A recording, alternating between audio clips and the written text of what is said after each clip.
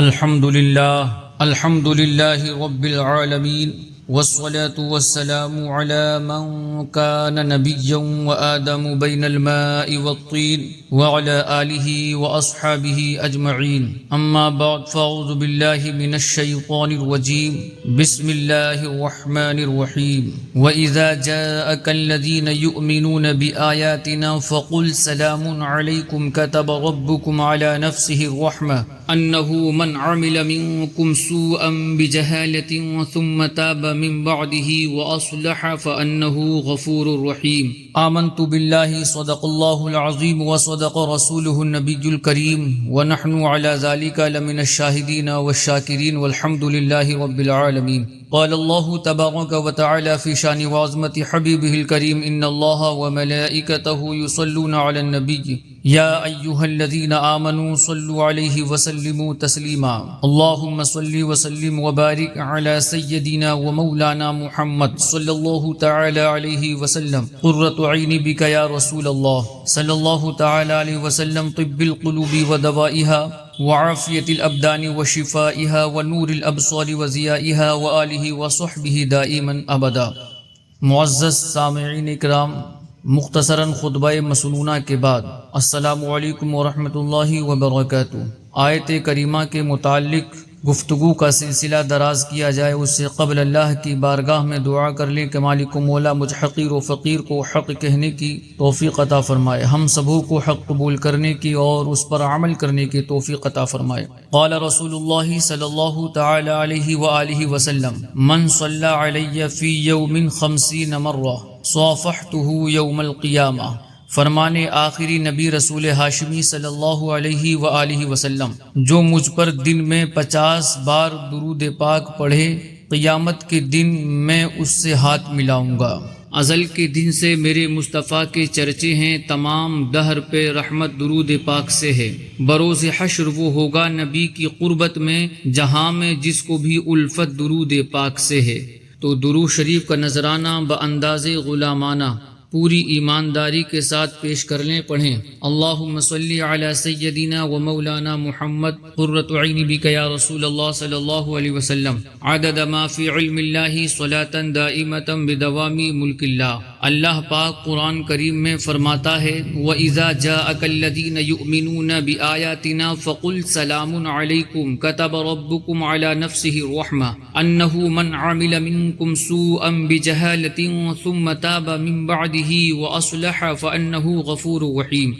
اللہ نے ارشاد فرمایا اور جب آپ کی بارگاہ میں وہ لوگ حاضر ہوں جو ہماری آیتوں پر ایمان لاتے ہیں تو ان سے فرماؤ تم پر سلام، تمہارے رب نے اپنے ذمہ کرم پر رحمت لازم کر لی ہے کہ تم میں سے جو کوئی نادانی سے کوئی برائی کر لے پھر اس کے بعد توبہ کرے اور اپنی اصلاح کر لے تو بے شک اللہ تبارک و تعالی بخشنے والا مہربان ہے. میرے بھائیوں، میرے بزرگوں، الحمدللہ بہت ہی فضیلت والا مہینہ ماہ ذو الحجۃ الحرام تشریف لا رہا ہے. آج ذی القعدہ کی 29 ہو گئی، ممکن ہے کہ آج ہی چاند نظر آ جائے. یہ مبارک مہینہ بہت ہی عظمت والا، بہت فضیلت والا ہے. حدیث پاک میں ہے سید الشہور رمضان واعظمها حرمتا ذو الحجہ، یعنی مہینوں کا سردار ماہ رمضان ہے اور حرمت و عزت کے اعتبار سے سب سے عظمت والا مہینہ ذو الحجۃ الحرام ہے. حضرت کعب الاحبار رضی اللہ تعالی عنہ فرماتے ہیں اللہ تبارک و تعالی نے زمانے کو اختیار فرمایا، بس اللہ تبارک و تعالی کے ہاں سب سے محبوب زمانہ حرمت والے 4 مہینے یعنی ذو القعدہ، ذو الحج، محرم اور رجب ہیں. ان مہینوں میں سے اللہ تبارک و تعالی کے ہاں سب سے زیادہ محبوب ذو الحجۃ الحرام ہے اور ذو الحجۃ الحرام میں اس کے ابتدائی 10 دن جن کو عشرہ ذو الحج کہا جاتا ہے یہ اللہ پاک کے ہاں سب سے محبوب دن ہیں. سبحان اللہ. اے عاشقان رسول، عشرہ ذی الحج کے ابتدائی 10 دن بہت بابرکت ہیں، یہ اللہ تبارک و تعالی کے ہاں بہت محبوب دن ہیں. یہاں تک کہ اللہ پاک نے قرآن مجید میں ان ایام کی قسم ارشاد فرمائی۔ ارشاد ہوتا ہے والفجر ولیال عشر، یعنی صبح کی قسم اور 10 راتوں کی قسم۔ ایک قول کے مطابق اس آیت میں ذکر کی گئی 10 راتوں سے ذوالحج کی ابتدائی 10 راتیں مراد ہیں۔ معلوم ہوا ذوالحج کی ابتدائی 10 راتیں بہت فضیلت والی ہیں کہ اللہ پاک نے ان کی قسم ارشاد فرمائی۔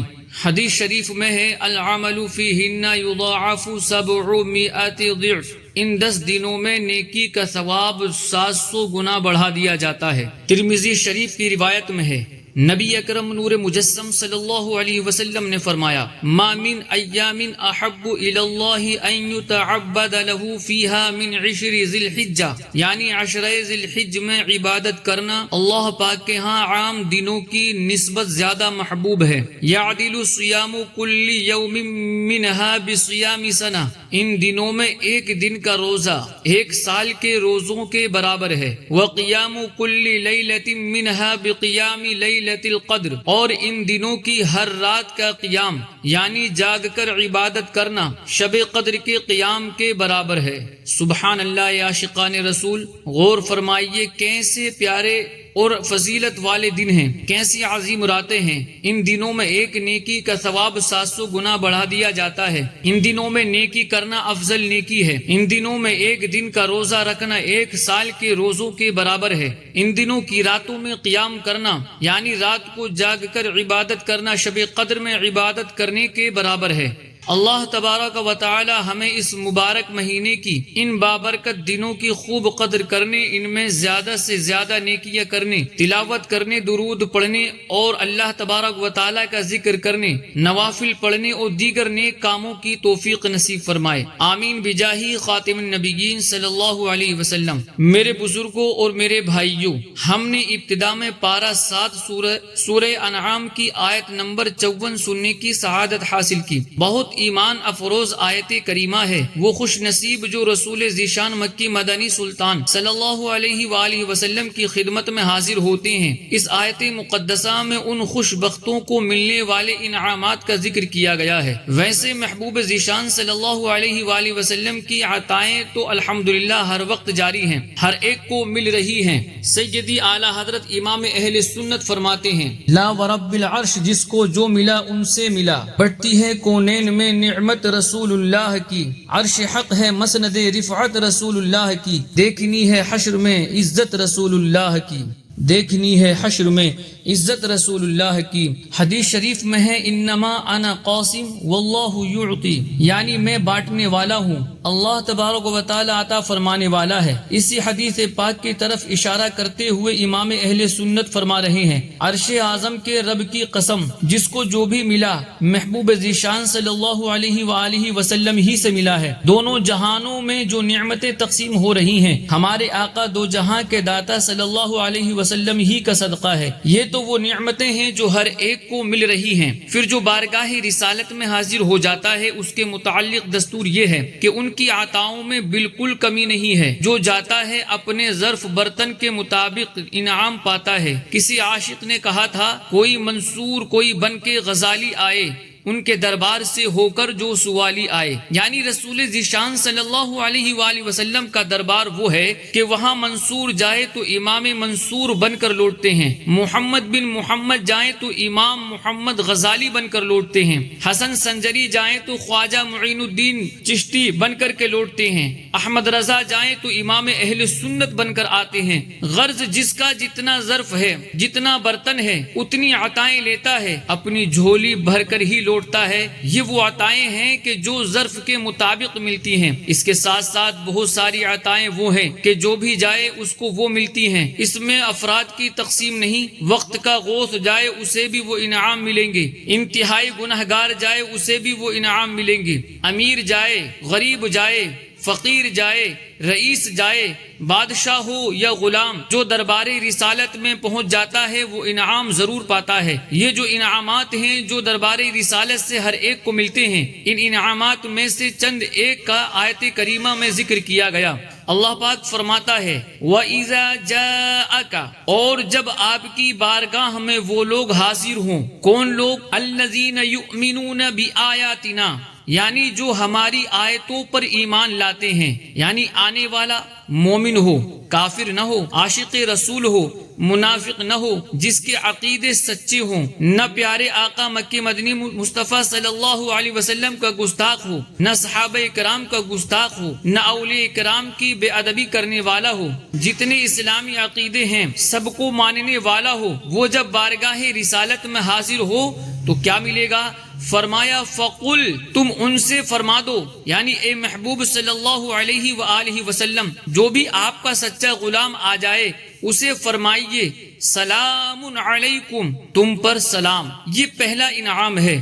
علماء کرام نے اس کے دو معنی بیان فرمائے۔ نمبر ایک تو یہ کہ پیارے آقا مکی مدنی مصطفیٰ صلی اللہ علیہ وآلہ وسلم آنے والے غلاموں کو سلام ارشاد فرماتے ہیں۔ دوسرا معنی یہ ہے کہ سلام رب کا ہے، اور رب کریم نے آپ صلی اللہ علیہ وآلہ وسلم سے فرمایا کہ محبوب، آپ کے غلام جب بھی آپ کی خدمت میں حاضر ہوں آپ ہمارا سلام انہیں پہنچا دیں۔ سبحان اللہ، کیا شان ہے، کیسا بڑا انعام ہے۔ بندہ بارگاہ رسالت میں پہنچے تو رب رحمان کا سلام نصیب ہوتا ہے۔ سبحان اللہ فرماتے ہیں، بلاتے ہیں اسی کو جس کی بگڑی یہ بناتے ہیں، کمر بندنا دیار طیبہ کو کھلنا ہے قسمت کا، کہوں کیا حال زاہد گلشن طیبہ کی نزہت کا، کہوں کیا حال زاہد گلشن طیبہ کی نزہت کا، کہ ہے خلد بری چھوٹا سا ٹکڑا میری جنت کا۔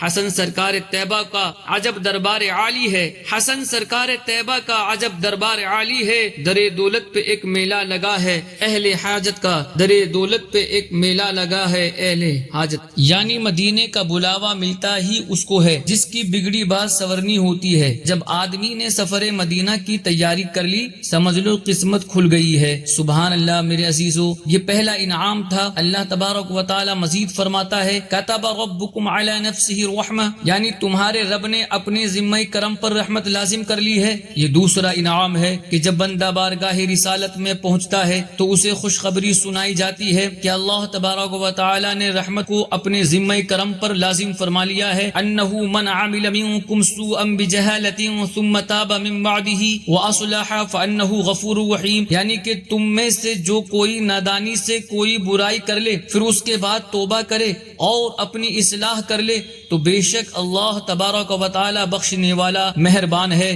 یعنی اے محبوب صلی اللہ علیہ وآلہ وسلم، آپ کے دربار میں آنے والے غلاموں کو فرما دیجئے تم سے نادانی یا بے سمجھی سے جتنے بھی گناہ ہو گئے ہیں، کتنے ہی بڑے بڑے گناہ کیوں نہ ہوئے ہوں، اب تمہیں رحمت ملے گی۔ رب کے حضور توبہ کر کے سدھر جاؤ، اللہ پاک سارے گناہ بخش دے گا۔ سبحان اللہ میرے عزیزوں، میرے بھائیوں، کیا شان ہے، رحمتیں رب کی ہیں، ملتی محبوب صلی اللہ علیہ وآلہ وسلم کے در سے ہیں۔ اعلیٰ حضرت امام اہل سنت اس لیے تو فرماتے ہیں وہی رب ہے جس نے تجھ کو ہمہ تن کرم بنایا، ہمیں بھیک مانگنے کو تیرا آستاں بتایا، تجھے حمد ہے خدایا، تجھے حمد ہے خدایا، تمہیں حاکم برایا، تمہیں قاسم عطایا، تمہیں دافع بلایا، تمہیں شافع خطایا، کوئی تم سا کون آیا، تجھے حمد ہے خدایا، تجھے حمد ہے خدایا۔ مطلب یہ ہے کہ اللہ تبارک و تعالی ہی ہے جس نے رسول اکرم نور مجسم صلی اللہ علیہ وآلہ وسلم کو سراپا کرم بنایا ہے۔ وہی رب ہے جس نے ہم غلاموں کو بھیک مانگنے کے لیے آپ کے در پر حاضری کا حکم دیا ہے۔ اللہ پاک، اے اللہ پاک، تجھے حمد ہے۔ اے محبوب ذیشان صلی اللہ علیہ وآلہ وسلم، آپ تمام مخلوق کے حاکم بھی ہیں، سب کو نعمتیں دینے والے بھی ہیں، مشکلات ٹالنے والے بھی ہیں، اور گناہگاروں کی شفاعت فرما کر بخشوانے والے بھی ہیں، آپ ہی ہیں۔ آپ جیسا کوئی نہیں آیا۔ سبحان اللہ میرے عزیزو، اس آیت کریمہ میں واضح فرما دیا گیا کہ جو در مصطفیٰ پر پہنچ جاتا ہے آپ صلی اللہ علیہ وآلہ وسلم اسے سلام ارشاد فرماتے ہیں، یا تو اپنی طرف سے سلامتی کی دعا دیتے ہیں یا رب رحمان کا سلام پہنچاتے ہیں، اور جو اس پاک در پر پہنچ جاتا ہے رحمتوں کے سائے میں آ جاتا ہے۔ سبحان اللہ۔ ہو سکتا ہے کہ ایک سوال ذہن میں ابھر رہا ہو، وہ یہ کہ آیت کریمہ اس وقت نازل ہوئی جب پیارے آقا مکی مدنی مصطفیٰ صلی اللہ علیہ وآلہ وسلم ظاہری زندگی کے ساتھ اس دنیا میں تشریف فرماتے، لہٰذا یہ جو سلام فرمانے کی بات ہے، رحمتیں ملنے کی بات ہے، یہ تو ظاہری زندگی کے ساتھ تھی۔ اب آپ صلی اللہ علیہ وآلہ وسلم دنیا سے پردہ فرما چکے، اب یہ انعامات مدینے میں جا کر کیسے ملیں گے؟ یہ ایک شیطانی وسوسہ ہے جو اب سن لیجئے،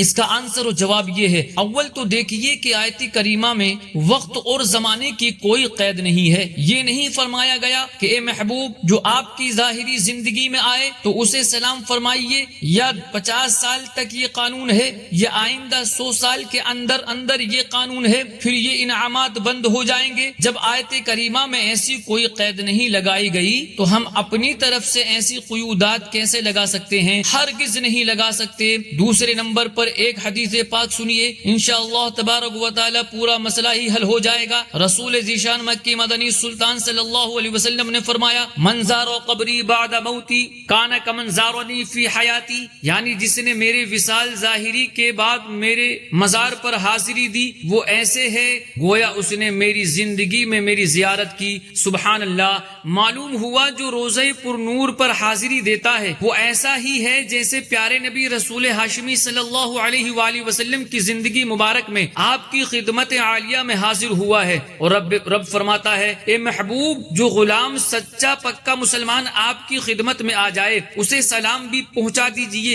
اور رحمت کی خوشخبری بھی سنا دیجئے۔ سبحان اللہ، معلوم ہوا جو روزہ پاک پر حاضر ہو جائے گا ان انعامات کا حقدار بن جائے گا۔ امام حاکم نے روایت لکھی ہے، حضرت داؤد بن ابو صالح رحمت اللہ تعالی علیہ فرماتے ہیں، ایک دن دو جہاں کے سلطان رحمت کون و مکان صلی اللہ علیہ وآلہ وسلم کے آستان ذیشان پر خلیفہ مروان حاضر ہوا۔ وہاں اس نے ایک صاحب کو دیکھا جو قبر پر نور پر منہ رکھے ہوئے تھے۔ خلیفہ مروان کو چونکہ مسئلہ معلوم نہیں تھا لہٰذا اس صاحب کی گردن پر ہاتھ رکھ کر کہا، جانتے ہو تم کیا کر رہے ہو؟ وہ صاحب جو تھے انہوں نے فوراً فرمایا، ہاں جانتا ہوں۔ یہ کہہ کر جب خلیفہ مروان کی طرف منہ پھیرا تو وہ مشہور صحابی رسول میزبان مصطفیٰ حضرت ابو ایوب انصاری رضی اللہ تعالی عنہ تھے۔ آپ نے خلیفہ کو سمجھاتے ہوئے فرمایا، میں رسول اللہ صلی اللہ علیہ وآلہ وسلم کی خدمت بعظمت میں حاضر ہوا ہوں، کسی پتھر کے پاس نہیں آیا۔ عشاق روزہ سجدے میں سوئے حرم جھکے، اللہ جانتا ہے کہ نیت کدھر کی ہے۔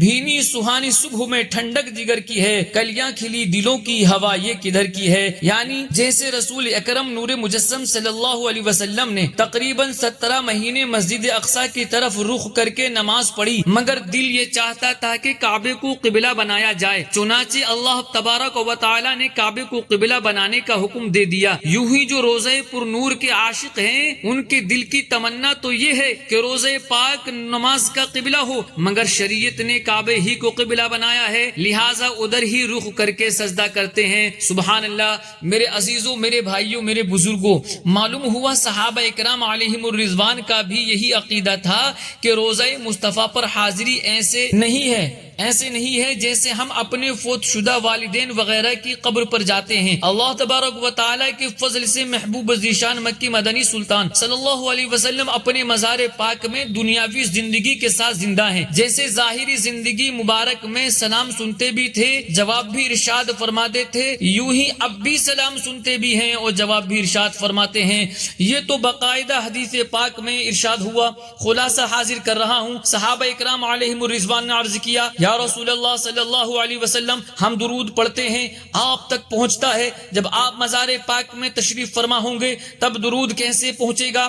نبی کریم صلی اللہ علیہ وسلم نے ارشاد فرمایا، ان اللہ حرم علی الارض ان تاکل اجساد الانبیاء فنبی اللہ حی یرزق، بے شک نبیوں کے جسم کھانا اللہ تبارک و تعالی نے زمین پر حرام فرما دیا ہے۔ انبیاء علیہم السلام زندہ ہیں، رزق دیے جاتے ہیں، تو زندہ ہے واللہ، تو زندہ ہے واللہ، میرے چشم عالم سے چھپ جانے والے چمک تجھ سے پاتے ہیں سب پانے والے، میرا دل بھی چمکا دے چمکانے والے۔ یعنی اللہ تبارک و تعالی کی قسم آپ زندہ ہیں، رب کی قسم آپ زندہ ہیں، بس دنیا کی نظروں سے آپ پردہ فرما لی، آپ نے پردہ فرما لیا ہے۔ شیخ ابو نصر عبد الواحد رحمت اللہ تعالی علیہ فرماتے ہیں، میں حج سے فارغ ہو کر مدینہ منورہ آیا، روزہ انور پر حاضر ہوا، حجرہ شریفہ کے پاس بیٹھا ہوا تھا کہ حضرت شیخ ابو بکر دیار بکری کبیر رحمت اللہ تعالی علیہ تشریف لائے اور چہرہ انور صلی اللہ علیہ وسلم کے سامنے کھڑے ہو کر عرض کیا السلام علیک یا رسول اللہ. تو میں نے اور تمام حاضرین نے سنا کہ روزہ انور کے اندر سے آواز آئی وعلیک السلام یا ابا بکر. سید نور الدین رحمت اللہ تعالی علیہ جب روزہ اقدس پر حاضر ہوئے تو عرض کیا السلام علیک ایھا النبی ورحمت اللہ وبرکاتہ. جتنے لوگ اس وقت وہاں حاضر تھے ان سب نے سنا. روزہ انور سے جواب آیا وعلیک السلام یا ولدی، یعنی اور تجھ پر سلام ہو اے میرے بیٹے. سبحان اللہ. ایک اور روایت شیخ سید احمد کبیر رفاعی رحمت اللہ تعالی علیہ کا واقعہ جو بہت مشہور ہے، بہت سارے علماء اکرام نے اپنی کتابوں میں اسے لکھا ہے. واقعہ یوں ہے کہ حضرت احمد کبیر رفاعی رحمت اللہ تعالی علیہ جب حج سے فارغ ہو کر مدینہ منورہ روزہ انور پر حاضر ہوئے تو عربی میں دو اشعار پڑھے جن کا ترجمہ یہ ہے کہ دوری کی حالت میں میں اپنی روح کو خدمت اقدس میں بھیجا کرتا تھا تو وہ میری نائب بن کر آستانے مبارکہ کو چوما کرتی تھی، اور اب بدن کے ساتھ حاضر ہو کر ملنے کی باری آئی ہے تو اپنا ہاتھ مبارک عطا فرمائیے میں انہیں چومنے کی سعادت پاؤں. جو ہی اشعار ختم ہوئے پیارے نبی رسول ہاشمی صلی اللہ علیہ وسلم کا ہاتھ مبارک قبر منور سے باہر نکلا. سید احمد کبیر رفاعی رحمت اللہ تعالی علیہ نے اسے چومنے کی سعادت پائی. واہ کیا جود و کرم ہے شہ بطحا تیرا، نہیں سنتا ہی نہیں مانگنے والا تیرا. یعنی اے مکہ مکرمہ کے بادشاہ سلطان دو جہاں صلی اللہ علیہ وآلہ وسلم، آپ کی سخاوت اور مہربانی کی کیا شانیں ہیں. آپ کے در اقدس کے سوالی نے کبھی انکار کا لفظ ہی نہیں سنا، ہمیشہ عطا ہی کیا جاتا ہے. آپ کا در پاک ایسا در ہے کہ مانگنے والا کبھی خالی نہیں لوٹتا. امام ابو بکر بن مقری رحمت اللہ تعالی علیہ فرماتے ہیں، امام طبرانی رحمت اللہ تعالی علیہ اور حضرت ابو شیخ رحمت اللہ تعالی علیہ اور میں، ہم تینوں مدینہ منورہ میں حاضر تھے. 2 دن سے کھانا نہیں ملا تھا، بھوک سے نڈھال ہو چکے تھے. جب عشاء کا وقت آیا تو میں نے روزہ پاک پر حاضر ہو کر عرض کیا رسول اللہ صلی اللہ علیہ وسلم الجوع الجوع، یعنی اے اللہ پاک کے رسول صلی اللہ علیہ وسلم بھوک بھوک. میں نے اس کے سوا اور کچھ زبان سے نہ کہا. لوٹ آیا، میں اور ابو شیخ رحمت اللہ تعالی علیہ سو گئے اور امام طبرانی رحمت اللہ تعالی علیہ بیٹھے کسی کے آنے کا انتظار کر رہے تھے. اتنے میں کسی نے ہمارے مکان پر دستک دی. ہم نے دروازہ کھولا تو ایک علوی صاحب اپنے 2 غلاموں کے ہمراہ تشریف لائے. دونوں کے پاس کھانے سے بھری ہوئی ایک ایک ٹوکری تھی. وہ علوی بزرگ کہنے لگے شاید آپ صاحبان نے بارگاہ رسالت میں بھوک کی شکایت کی ہے، کیونکہ میں خواب میں جناب رسالت آپ صلی اللہ علیہ وسلم کی زیارت سے شرف یاب ہوا. سرور کائنات صلی اللہ علیہ وسلم آپ حضرات کے بارے میں فرما رہے تھے ان کو کھانا کھلاؤ. بہرحال انہوں نے ہمارے ساتھ مل کر کھانا کھایا اور جو کچھ بچ گیا وہ ہمیں دے دیا اور تشریف لے گئے. سرکار کھلاتے ہیں، سرکار پلاتے ہیں، سلطان و گدا سب کو سرکار نبھاتے ہیں. پیتے ہیں تیرے در کا، کھاتے ہیں تیرے در کا، پانی ہے تیرا پانی، دانا ہے تیرا دانا. سبحان اللہ. دیکھا آپ نے الحمدللہ ہمارے پیارے آقا مکی مدنی مصطفیٰ صلی اللہ علیہ وآلہ وسلم اپنے غلاموں پر نظر کرم فرماتے ہیں. مصیبت میں پھنس جانے کی صورت میں مدد کو آتے ہیں، بھوکوں کو کھانا کھلاتے ہیں. اس ضمن میں ایک اور واقعہ ملاحظہ ہو. چنانچہ امام یوسف بن اسماعیل نبہانی رحمت اللہ تعالی علیہ لکھتے ہیں شیخ ابو عباس احمد بن نفیس تونسی رحمت اللہ تعالی علیہ فرماتے ہیں میں ایک بار مدینہ منورہ حاضر تھا. سخت بھوک لگی تھی. میں نے روزہ پاک پر حاضر ہو کر عرض کیا یا رسول اللہ صلی اللہ علیہ وسلم میں بھوکا ہوں. عرض گزاری کے بعد میری آنکھ لگ گئی. تھوڑی دیر بعد ہی کسی نے جگا دیا اور مجھے ساتھ چلنے کی دعوت دی. میں ان کے ساتھ ان کے گھر آیا. میزبان نے کھجوریں، گھی اور گندم کی روٹی پیش کر کے کہا پیٹ بھر کر کے کھا لیجیے، کیونکہ مجھے میرے جد امجد مکی مدنی آقا صلی اللہ علیہ وسلم نے آپ کی میزبانی کا حکم فرمایا ہے. آئندہ بھی جب کبھی بھوک محسوس ہو ہمارے پاس تشریف لایا کریں. پیتے ہیں تیرے در کا، کھاتے ہیں تیرے در کا، پانی ہے تیرا پانی، دانا ہے تیرا دانا. سبحان اللہ. یہ ہے اور ہمارے آقا امام اہل سنت، امام عشق و محبت، اعلیٰ حضرت امام اہل سنت امام احمد رضا خان فاضل بریلوی رحمۃ اللہ تعالی علیہ کا واقعہ بھی بڑا مشہور ہے۔ آپ دوسری مرتبہ حج کے لیے حاضر ہوئے، دل میں خواہش تھی کہ رسول ذیشان مکی مدنی سلطان صلی اللہ علیہ وآلہ وسلم جاگتی آنکھوں سے دیدار عطا فرما دیں۔ آپ نے اس حسرت کے ساتھ پوری رات مواجہہ شریف یعنی سنہری جالیوں کے سامنے درود پاک پڑھتے ہوئے گزاری، مگر اس رات یہ سعادت قسمت میں نہیں تھی۔ دوسری رات آ گئی، آپ نے درد فراق میں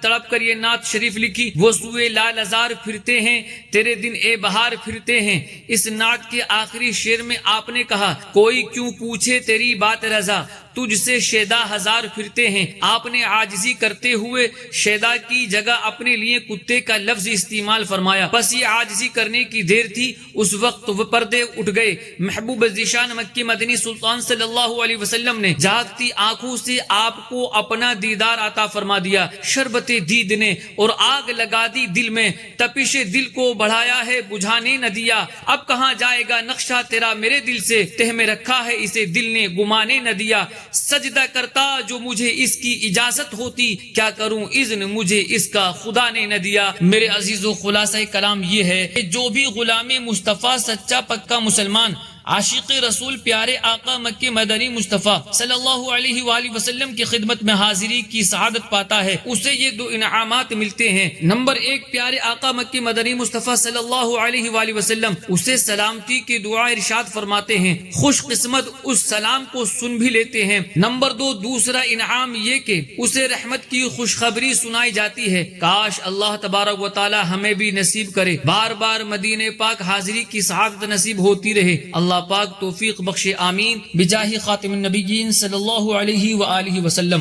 بیان کو اختتام کی طرف لاتے ہوئے ایک شرعی مسئلہ عرض کرتا ہوں۔ مسئلہ یہ ہے کہ قربانی کے جانور سے نفع لینا جائز نہیں، اور اس کی وضاحت کچھ یوں ہے کہ اللہ تبارک و تعالی سب کو اخلاص کے ساتھ قربانی کی توفیق بخشے۔ ایک مسئلہ یاد رکھ لیجئے، وہ جانور جو قربانی کے لیے خریدا گیا، اس سے کوئی بھی نفع لینا شرعاً منع ہے۔ مثال کے طور پر اس سے دودھ حاصل نہیں کر سکتے، اس پر سواری نہیں کر سکتے، اسے کرائے پر بھی نہیں دے سکتے، اس کی اون اتار کر بیچ نہیں سکتے، وغیرہ وغیرہ۔ اور اگر اس طرح کا کوئی فائدہ جانور سے حاصل کر لیا تو اس کو صدقہ کرنا ضروری ہے۔ مثال کے طور پر کسی نے قربانی کے جانور سے دودھ حاصل کر لیا تو اس دودھ کو صدقہ کر دے یا اس کی قیمت راہ خدا میں دے دے۔ اللہ پاک ہمیں درست اسلامی احکام سیکھنے اور ان پر عمل کرنے کی توفیق نصیب فرمائے، آمین، بجاہ خاتم النبیین صلی اللہ تعالی علیہ وسلم۔ وآخر دعوانا الحمد للہ رب العالمین۔ السلام علیکم ورحمۃ اللہ وبرکاتہ۔